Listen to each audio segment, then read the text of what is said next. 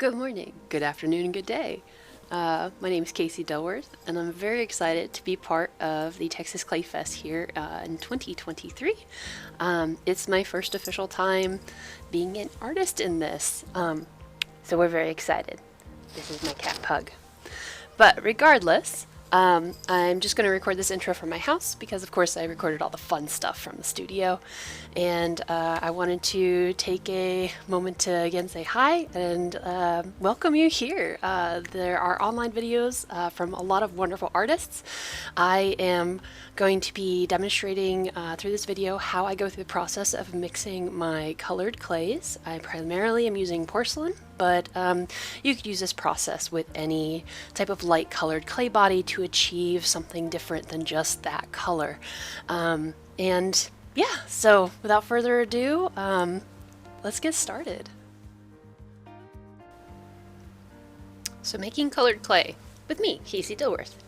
So one of the best things that I can recommend is that if you're going to mix color into clay, it helps to have dry material. So when I trim all of my just normal clay, I save those trimmings. Let them dry out, keep them in a little container. You can also keep any of your mess ups or something that cracked or broke. You don't have to reclaim it immediately. The other essential thing is you're going to need some stains. So I get these from US Pigments. This is my black stain, and then I have a custom order with some lime stain that I had to order. These are inclusion stains. It's a little different than mason stains, but they're just very pigmented and bright. Essential mixing container, just something that is sturdy and is going to hold the amount that you're going to be mixing. Then of course you need a scale. Got my digital scale there, and I'm going to be working in grams, not pounds. Gonna need some paper. I like easy cleanup. We'll talk about that a little more in a little bit. And spoon. So I'm going to use this for my stains. Now the stains are not going to react with metal, but if you're ever in doubt, use plastic. And then you got to scoop stuff out of that mixing container. So spatula, get you something nice and bending so you can get all in those little cracks down in there and save every bit of goodness. And then of course you're going to need something to stir it with. So this is an immersion blender that's going to be very helpful and handy as we move forward. So of course I'm going to be using my digital scale. You gotta turn it on, let it balance out. When you put your container on there, you're gonna hit the tare button. So tearing ends up zeroing it out again, so that way I get an accurate measurement. There's those larger chunks of clay I was telling you about. And here in a second, I'm going to kind of time lapse it a little bit. I'm just measuring out 1,000 pounds. 1,000 grams, oh my god, 1,000 grams of this dry material clay. And that's going to make it super easy for me to figure out my percentages of stain during the process of mixing in. Because if you think about it, and we're going to make easy math because I am a potter, not a mathematician. So 1,000 grams, if I do a 10% mixture, is only going to be 100 grams. Again, this is going to be an 18% mixture, so super easy. 18% of 1,000 is going to be 180. So once I finish measuring out my dry material, then I'll measure out the percentage of stain I need and add it directly to this bucket.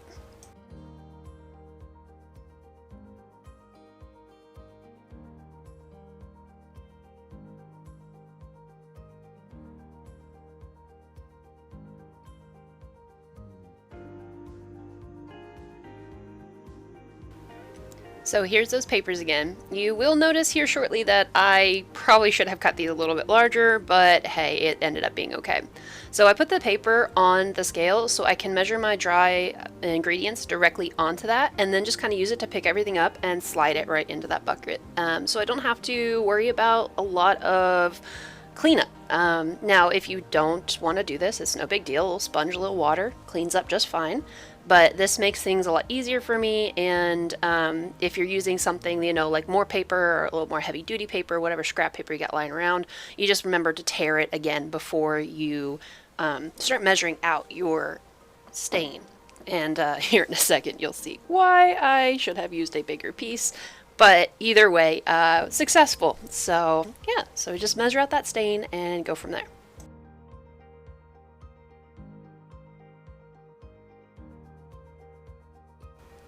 So I mentioned just a second ago that I use inclusion stains, usually more than I use mason stains.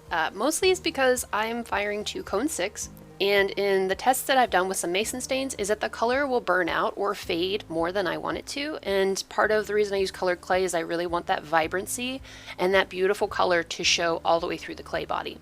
So inclusion stains are also called encapsulated stains. Basically think of it like a pill. So you know how like all the good stuff, the vitamins and whatnot are inside that little capsule and you swallow it and that it keeps it from like coating inside of your throat. So the encapsulated stain kind of works the same way in the firing. That encapsulation ends up taking longer to kind of like burn out, and so the stain is less affected by the heat and temperatures in your kiln.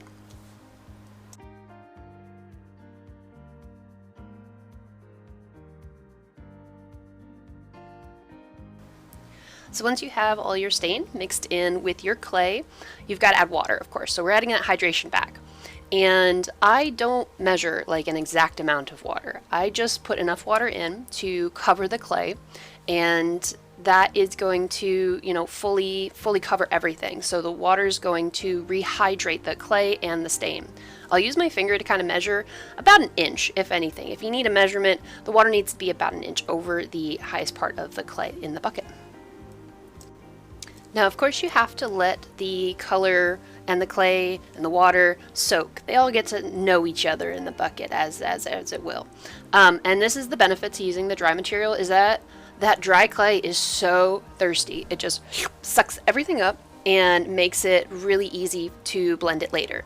But I'll use my finger first before I start blending to make sure there's no large chunks that are still hanging out in there, so I don't, one, damage my blender, or have any issues with the blending process.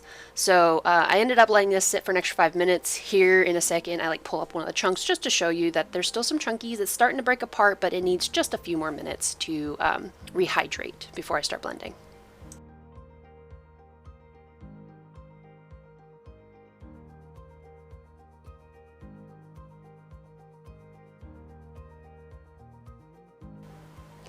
So now this has been sitting for that extra 5 minutes and it is ready to be blended. So I'm going to take that immersion blender, and this is a pretty inexpensive one, and I just plug it in and go at it. There's going to be like an up and down motion, so it's just like using the immersion blender to say like blend up tomatoes for like homemade tomato sauce or something, but it's going to help me integrate all that water with the clay and create a slip. And so really when you're done with this, you end up creating a colored slip that you can have all sorts of different fun with. But I'm going to be going through the whole process of fully rehydrating this, and then also drying it back out so it is in the malleable clay state for me to be able to throw with it on the wheel. And of course, once you're done, you're looking for like a consistency like sour cream, and it's going to spread really nicely on the plaster boards. So this is my plasterboard, and this is my pillowcase. What I didn't tell you at the beginning of this video is that this is actually how I make my bed. So potters have a hard life, and we like to stay strong and sturdy, so we sleep on these plaster boards to keep everything nice and in form while we're resting.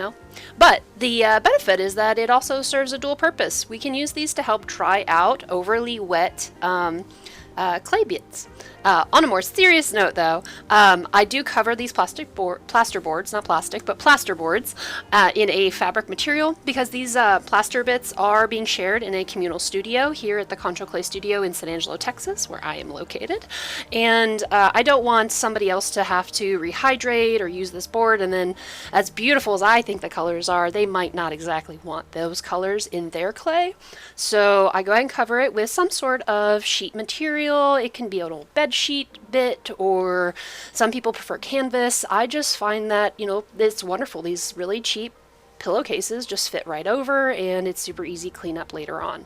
So I'm gonna go ahead and use that spatula and squeegee everything out of the container, and again, that spatula helps me get all the way down in those lower corners and save every bit of that beautiful colored clay goodness that I have worked hard to create.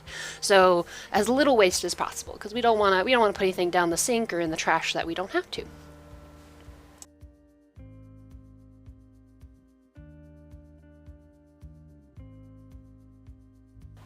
So once I have all of the basically colored slip put out on the plaster, I go ahead and start smoothing it out. So I want to create a relatively even layer. I don't want anything that's going to be too low or too high, because that could create a difference in the drying, which would make my job harder a little bit later when I have to wedge it all back together.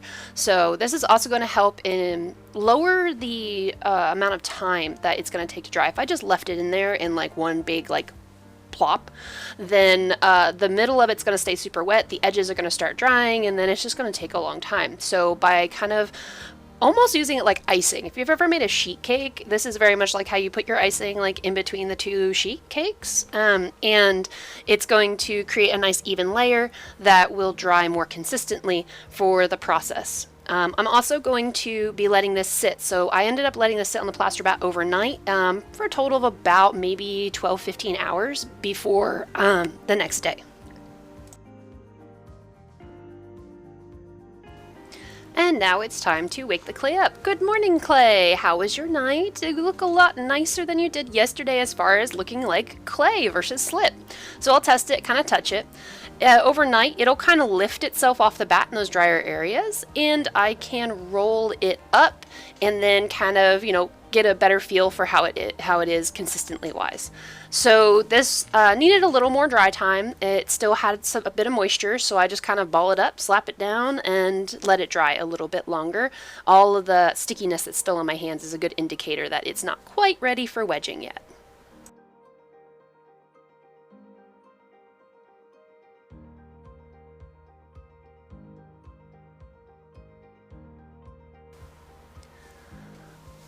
All right, so this got moved, of course, so it's not on the plasterboard anymore. But I went through the process of wedging this several times. This was its first round of wedging. I realized as I was wedging it, it still had some moisture still hanging out in it. So if you've ever wondered why wedging is important, not only does it rearrange the molecules of your clay to be more consistent, therefore preventing warping as you process the clay through whatever method you're making your structure or your art out of, but also it can help with the consistency. So again, as this dries, the edges do get a little bit drier and the middle has a tendency to stay a little more wet, so you have to periodically wedge it to get all of that back to the same consistency. You're making it homogeneous is your vocabulary word for the day, homogeneous.